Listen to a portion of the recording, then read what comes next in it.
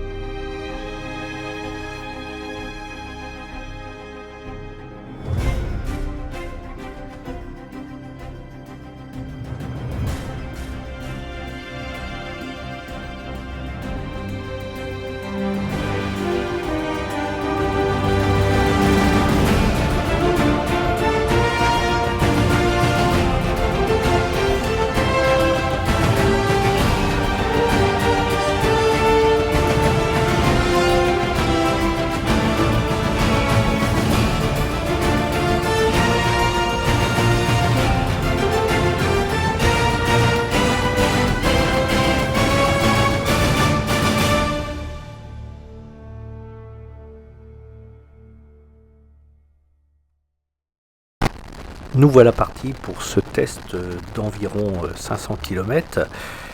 Donc là c'est le départ, et le départ, pour quitter les Landes, c'est l'autoroute. Il n'y a pas trop le choix, parce que si on prend par les petites départementales, je pense que la journée ne sera pas suffisante. Donc là, voilà, c'est parti pour l'autoroute. Et comme on peut le voir, c'est la 63, donc les camions, ça ne manque pas. Et là, il ne faut pas rigoler. Donc malheureusement, je n'ai pas mon amortisseur de direction, qui était super bien pratique pour ce genre, pour doubler les camions, parce que vous voyez, je suis obligé de rouler sur la troisième voie quasiment, et toujours environ à 120 km/h, ce qui est quand même un bon test. Alors le revêtement est de super bonne qualité, et les amortisseurs font à peu près correctement le job. Donc rouler à ces vitesses là, c'est pas dangereux comme certains le disaient sur ce side. On peut rouler en toute sécurité à 120 km/h. J'ai fait quelques pointes à 130 km/h, et c'est le maximum, hein. En plus avec le pare-brise, je pense que ça freine un peu. Par contre le moteur, lui, on est loin de la zone rouge. Donc à 110 km/h, on doit être dans les 6000 tours environ. Donc ça pose aucun problème pour faire des distances, on va dire, assez longues sur autoroute. Bon, on va pas dire que c'est le pied. Moi, quand je fais, on va dire, comme ici, à peu près 130 km d'autoroute, il est grand temps que je reprenne les nationales, hein, vous voyez, ou les petites routes à virage, ou autre chose. Et là, le pignon 15 dents que j'ai changé par rapport aux 14 dents montées d'origine fait parfaitement le job. Et la fourcheur marche très très bien, la stabilité n'est pas mauvaise, mais malheureusement, comme je l'ai dit un petit peu avant, je n'ai pas pu monter mon amortisseur de direction qui lui est quand même hyper sympa à ces vitesses-là.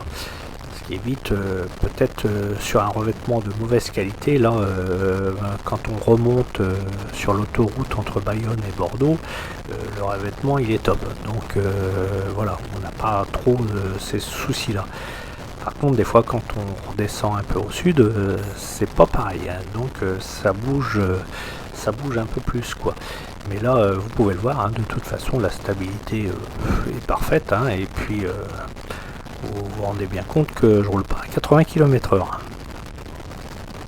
Car ce sidecar n'a surtout pas été conçu pour faire de l'autoroute. Donc ce qu'il y a de bien, c'est que d'ici peu, eh ben voilà, nous allons quitter l'autoroute pour passer vers Marcheprime, qui est un peu, on va dire, au large du bassin d'Arcachon, via Lacanau, pour ceux qui connaissent, par les petites routes de Gironde et encore de la forêt, comme d'habitude dans la région. Voilà, donc nous allons pas tarder à quitter l'autoroute. Après avoir fait une cinquantaine de kilomètres sur la nationale entre l'autoroute et Lacanau, et ben voilà, nous arrivons à Lacanau. Donc ça c'est ma petite halte sympa. Donc je m'arrête en général boire mon petit café dans cette petite ville de Gironde bien sympathique, hein, qui est pas loin du Médoc. Peut-être ça fait partie du Médoc d'ailleurs, je sais pas trop, mais le Médoc est pas loin. Il y a un joli lac et puis voilà, je m'arrête toujours en plein centre-ville où il y a un bon petit bar là, c'est super joli et c'est assez typique d'un petit village de Gironde. Et maintenant, pause café et chocolatine pour mes amis du Nord. Et nous sommes repartis pour environ 80 km de forêt, en passant par Ourtin, Montalivet, et d'ici peu il y aura le grand show-bike de Montalivet. Pour ceux qui sont allés, c'est un événement à ne pas louper, et ceux qui ne sont pas allés, il faut surtout pas louper, il faut y aller, c'est énorme. Donc là c'est 80 km de forêt, voilà, donc c'est super joli, c'est un peu sauvage, et puis un coup passé Montalivet, on va se rendre tranquillement vers le Verdon, où là il y a le passage du bike. Donc c'est très sympa pour ceux qui ne connaissent pas. Là je me suis un petit peu attardé dans la vidéo sur ce passage, parce que ça va permettre aux gens qui ne sont jamais passés de voir un peu comment ça se présente, quoi. Et c'est relativement sympa, et ça coupe un peu la route, quoi. Donc pour en venir à la route, donc là c'est des superbes, on va dire, départementales, hein. Je pense pas que ça soit une nationale. Et cette route permet d'essayer le confort de mon fameux B-Side. Donc j'étais un peu perplexe, vous savez, sur la selle, parce que en fait j'ai la selle d'origine, je ne l'ai pas fait rembourrer, j'ai rien mis dessus, et j'étais un petit peu inquiet parce que quand on la voit comme ça, elle est relativement ferme, même très ferme, et pour ainsi dire très dure même. Et contre toute attente, pour l'instant, je peux vous dire que je n'ai pas mal au cul. Voilà. Les amis, nous arrivons au bac du Verdon, c'est-à-dire le bac qui fait la traversée, le Verdon sur mer, Royan.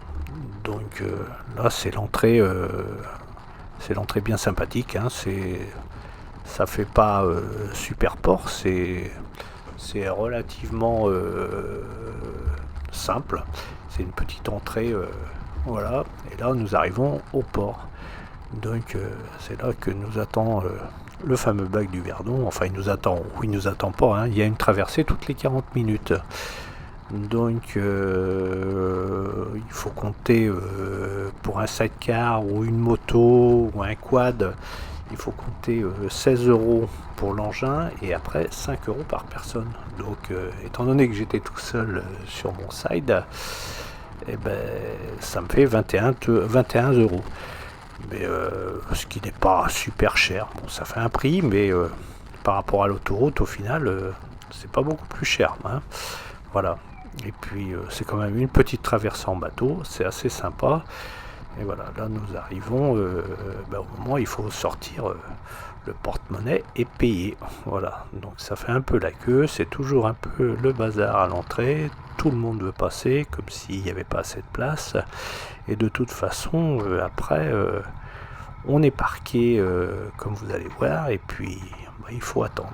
Donc là on prend tranquillement son mal en patience et là je vais me diriger derrière le camion tranquillement parce qu'en général les camions c'est vite fait, ils ont déjà tout préparé et vous voyez hein, le bac permet de faire passer quand même des camions, des poids lourds et des semi-remorques et des choses comme ça. Donc voilà, et ben là les amis, voilà, il faut sortir la carte bleue et voilà, je repars pour avoir payé mon dû. Et après, on est stocké en plein soleil. Hein, vous voyez, ça c'est sympa. Alors l'été, des fois, on peut rester une demi-heure ici. Alors ça, c'est le stockage, quoi. Hein, parce que nous, du coup, on devient à la cam. Donc j'ai eu le temps, tranquillement, de faire un petit tour de mon side pour vérifier que tout aille bien. Bon, écoutez... Après, c'est quasi 200 km, hein, même un peu plus, je pense. Et ben, tout s'est bien passé. J'ai rien perdu, pas de bruit bizarre, rien ne s'est dévissé. Donc, et quand même, sur l'autoroute, en tenant une bonne moyenne, des fois à 130 km/h. Donc, voilà, c'est le démarrage. Donc, là, on repart tranquillement vers le bateau. Alors, il faut pas être très pressé, hein, c'est un peu bucolique l'histoire, mais c'est sympa. Et du coup, j'ai ôté le blouson là parce que là, je vous garantis que ça cognait. Hein. Et à partir du moment où le bateau quitte le quai, il faut compter une durée de traversée quand la mer est jolie, enfin plutôt la Gironde, hein, parce que là on traverse la Gironde, c'est la mer, mais c'est quand même bien abrité. Donc il faut compter à peu près 20 minutes de traversée. Voilà. Mais c'est bien, il y a le temps de boire un petit café, de se balader un peu sur le pont, de faire des jolies photos, enfin de faire des trucs sympas quoi. Et puis, mais franchement, je vous conseille fortement, si vous avez un peu de temps, de faire cette petite traversée quoi. Je pense que pour une voiture, ça doit être dans les 20, si mes souvenirs sont bons, je pense que pour une voiture c'est dans les 22 euros. Ce qui fait un peu plus cher et toujours les 5 euros par passager. Donc si vous êtes 4, et ben voilà, ça fait 20 euros plus 22 euros, ce qui fait 42 euros. Et oui, ça commence à monter. En fait, c'est souvent le nombre de passagers qui fait monter un peu, l'addition, quoi. Donc voilà, je pense qu'ils s'en tirent un peu comme ça. Mais après, les ferries sont assez imposants. Hein, vous allez voir, c'est pas un petit bac, quoi. C'est un joli bateau, quoi. Vous voyez, il y en a déjà un dans le fond. Là, nous allons, voilà, là on s'aligne.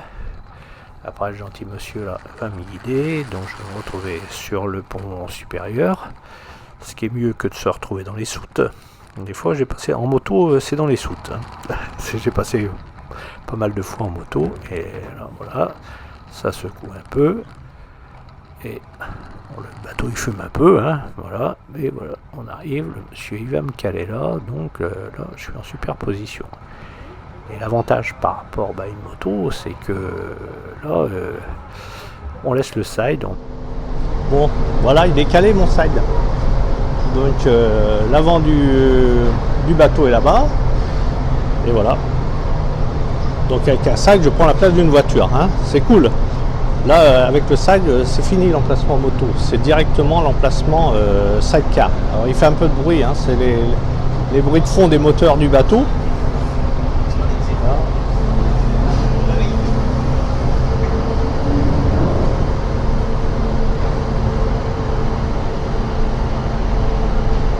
Bon les amis, je suis en bateau, mon side est en dessous. Donc voilà, c'est la balade, la croisière s'amuse, donc il fait super beau. Regardez, je vous fais un petit tour, hein, quand vous regardez derrière, on a le phare de Cordouan, on a aussi les sirènes des voitures, parce que évidemment avec les systèmes d'alarme, toutes les voitures à chaque traversée, c'est le même refrain, c'est les sirènes. Mais ça c'est pas grave, et des fois c'est bien pire quand il y a un peu de mer. Et là je me retourne, et donc vous voyez le Verdon, voilà, avec là-bas les grues, hein, voilà. Et si je me retourne, donc voilà, là on fait un petit tour les amis, on fait un petit tour, là on voit le bateau, le pont du bateau, et là on voit Royan. Voilà. Donc vous avez toute la plage de Royan. Donc mon side, ben voilà, il se fait une gentille balade en bateau. Voilà, c'est la première fois, mais ça va arriver d'autres fois. Hein. Les amis, ben voilà, il faut quitter le bateau, c'est le cas de dire, il faut quitter le navire. On arrive à Royan et puis bon, le bateau faisait partie du test. Est-ce que mon B-side peut prendre le ferry? Eh bien, sans problème, tout s'est bien passé, hein, il n'a rien dit. J'ai mis le petit frein à main et voilà. Et donc c'est validé. Le B-side peut prendre le ferry. Donc là, nous quittons le ferry. Alors ça va toujours mieux pour quitter parce que les gens sont un peu pressés, mais à la limite un peu moins. Donc voilà, il y a un peu de fair play, le camping-car me laisse passer, et puis surtout il n'y a pas d'attente. Donc sur la droite on a la grande roue là-bas, vous voyez. Donc par contre Royan c'est une superbe ville. Moi ça fait partie des villes que j'adore. C'est sur la côte atlantique une de mes villes préférées. Surtout je vais vous faire passer après par le port et le bord de mer et vous verrez que c'est relativement magnifique. Donc après la sortie du ferry, ben, vous voyez ça se passe pas trop mal quoi. La ville de Royan fut détruite quasiment, enfin pas quasiment, à 80% pendant la Deuxième Guerre mondiale. Donc elle fut construite dans les années 50 et avec des bâtiments qui pourraient paraître ne pas être très heureux, hein, on va dire ça comme ça. Vu l'architecture des années 50, c'était un petit peu, c'était pas toujours très réussi. Et ben finalement, à Royan, et ben ça s'intègre très bien, ça ne choque pas du tout. Là nous traversons, on va dire la zone portuaire où sont situés tous les entrepôts pour voilà bientôt commencer à, ben voilà, on voit tout de suite le port de pêche sur notre droite avec suivi par le port de plaisance qui est relativement important. C'est partie des grands ports de plaisance de la côte atlantique et d'un joli port de pêche. Donc là, pas de loin, on peut découvrir un peu, comme je vous disais tout à l'heure, ces bâtiments des années 50 qui finalement s'intègrent relativement bien. C'est pas très moche quoi, hein, ça passe bien. Comme beaucoup de villes côtières quoi. À l'époque, entre 39 et 45, ils ont pris cher quoi. Et Royan a pris très cher.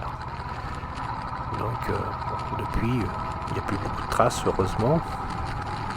Donc là, sur notre droite, on suit le port.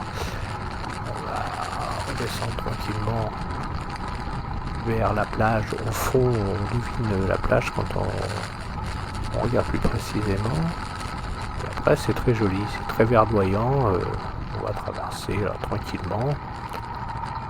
Là, je vais vous faire visiter un petit peu les quais du port de plaisance. Je m'avance un petit peu voilà, sur les quais, ce qui vous permet de voir un peu comment c'est. voilà, je vais ressortir de là.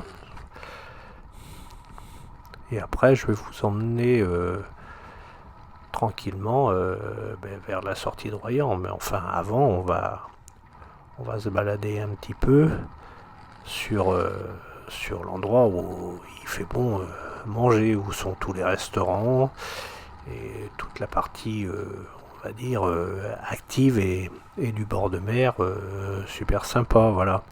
Bon, je vais vous mettre un petit peu de musique, je vous en ai pas mis depuis le début, donc je vous mets un peu de musique et puis je reprends dans quelques secondes.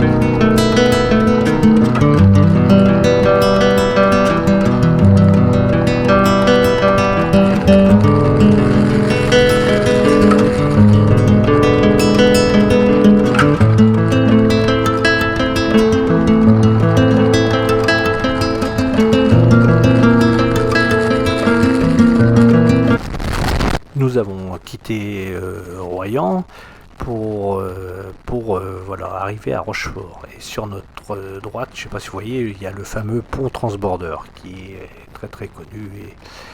Et voilà, et c'est un peu l'œuvre de Rochefort, avec pas mal de choses aussi. Et là, nous allons passer sur un pont qui est finalement relativement récent, qui va avoir, je pense, une vingtaine d'années, et qui enjambe aussi la Charente.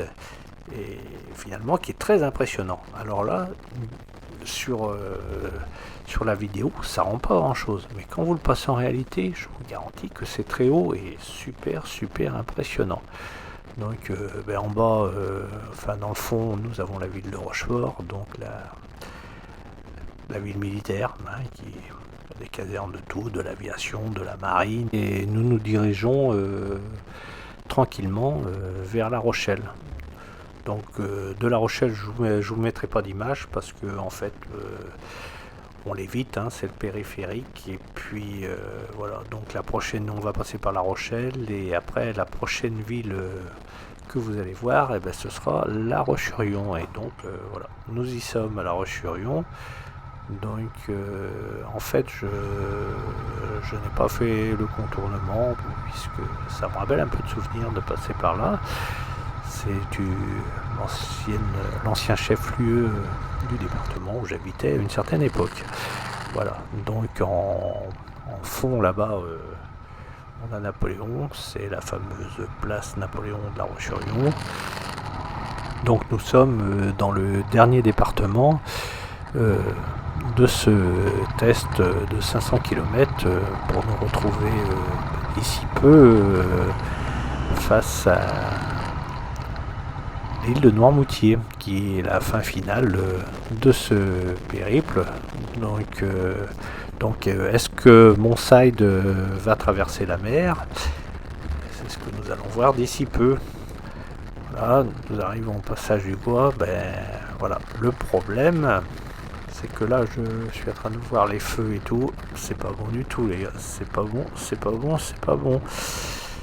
Ça veut dire que j'ai mis trop de temps. Et oui, j'ai dû mettre à peu près 8h30. Je m'étais tablé un peu sur 6h30 et 8h30. Donc quand je suis arrivé pour passer à Noirmoutier, et ben foutu. Voilà. Donc ça aura été le dernier test, savoir si mon sac-car était amphibie ou pas amphibie. Donc j'ai pas voulu tenter le coup. Voilà. Mais peut-être qu'il aurait passé. Voilà, donc voilà, je me retrouve face à l'île de Noirmoutier. La vue est spectaculaire et voilà, c'est la fin, hein, c'est la fin du périple de ce test qui aura finalement été relativement concluant.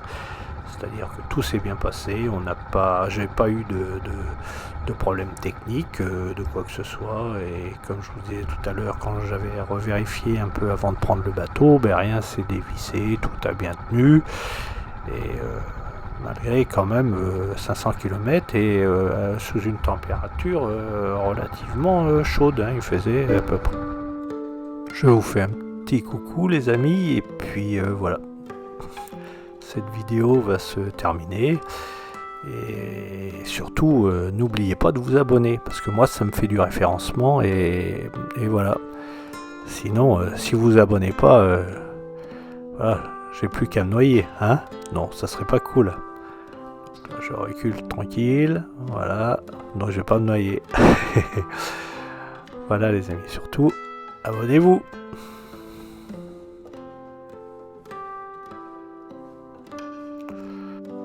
Bon les amis, voilà, je voulais passer c'est le passage entre l'île de Noirmoutier et Beauvoir-sur-Mer, c'est-à-dire le continent, et c'est foutu. Voilà, regardez, la mer monte, la mer monte, la mer monte. D'ailleurs, il va falloir que je me casse assez vite. Donc je vais être obligé de prendre le pont voilà, qui est là-bas au fond.